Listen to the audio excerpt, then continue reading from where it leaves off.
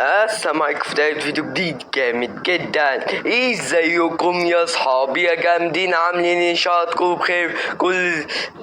خلاص بقى يا جماعة، عيد راس السنة الجديدة خلصت، فانا هنزل لكم فيديو. اسف يا جماعة التأخير في الفيديو،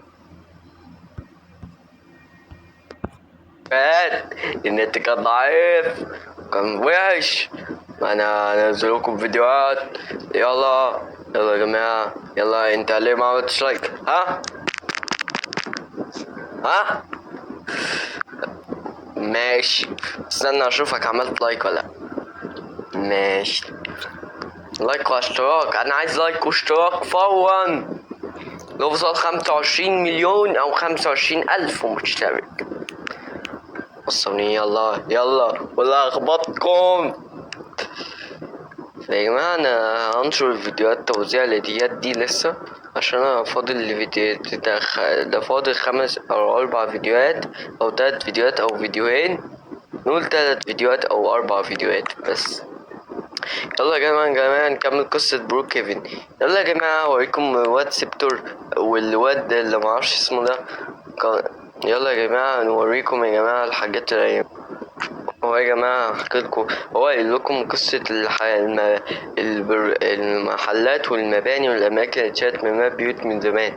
الفيديو ده يا جماعة منشور من سنة واحدة، يعني منشور من يوم 6 فبراير 2024، يوم 3 يعني.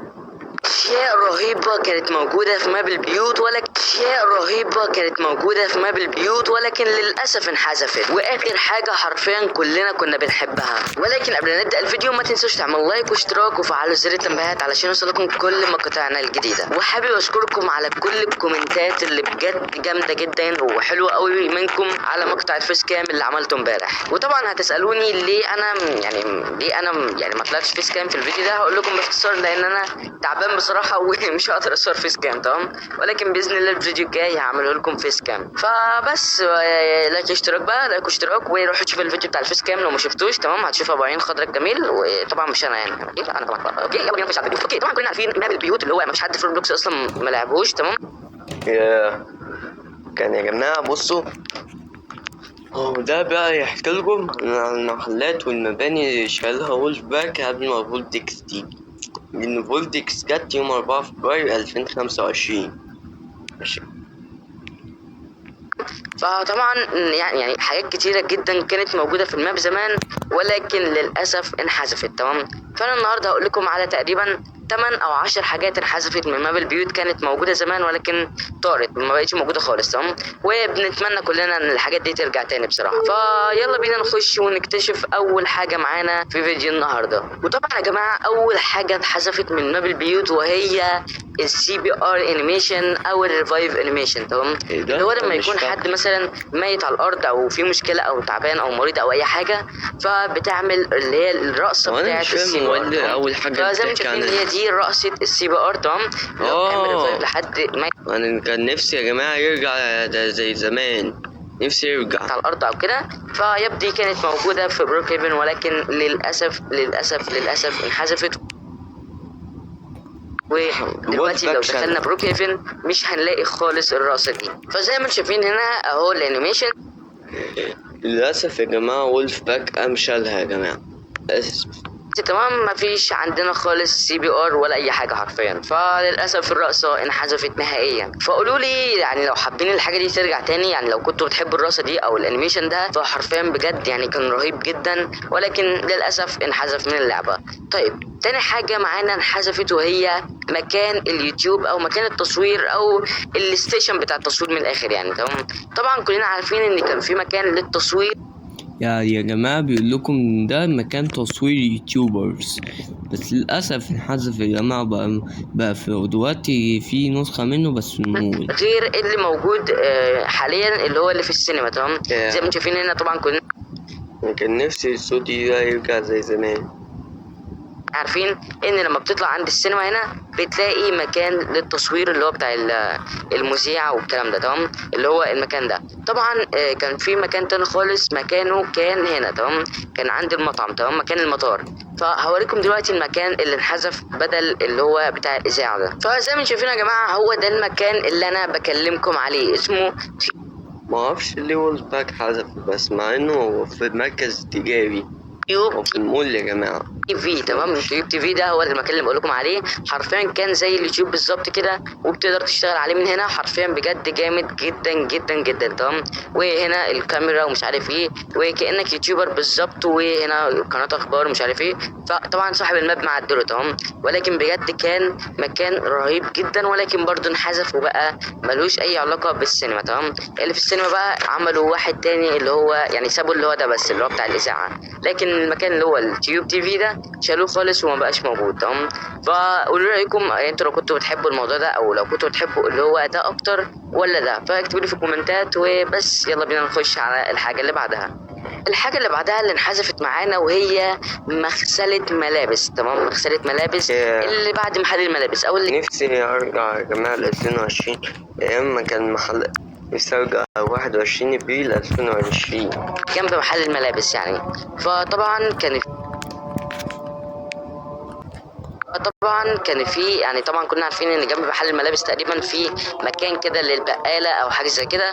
فهوريكم دلوقتي ان بقى في يعني كان في مغسله زمان، ولكن انحذفت ومكانها اتغير.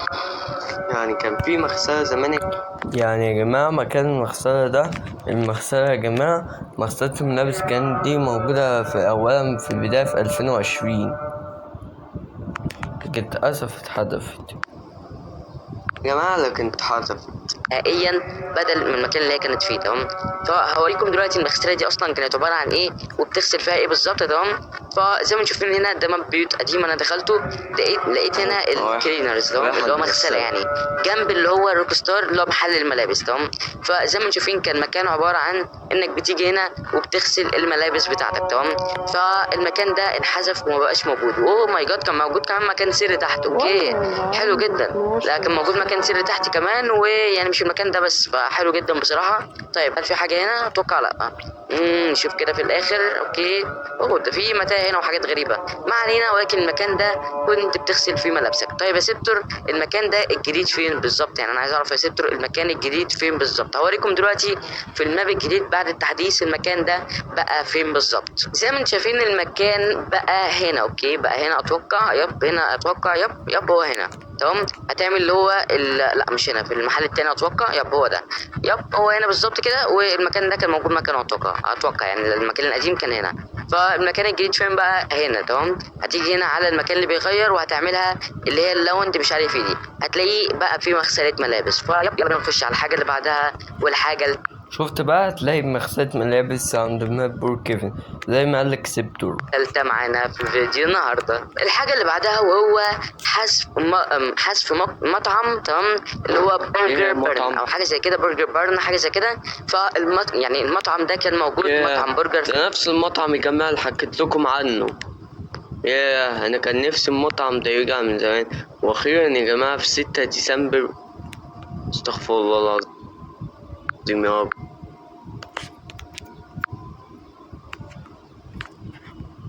او حاجه زي كده، برجر بارن حاجه زي كده.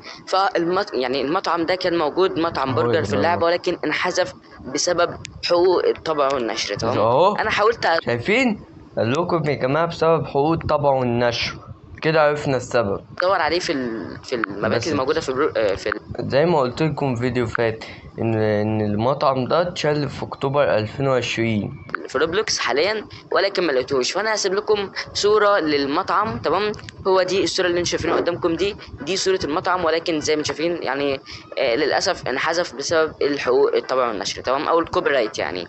فبس دي كان الحاجه الرابعه معانا، ونخش على الحاجه الخامسه وهي حذف مكان حفله، يعني حذف مكان الحفله من الاركيد. تمام، طبعا كلنا عارفين ان لما كنا بنخش الاركيد اللي هو اللي فيه العاب وكده، كان بيبقى فيه فوق كده لما بتطلع على السلالم كنت بتلاقي حفله وعيد ميلاد بقى والكلام ده.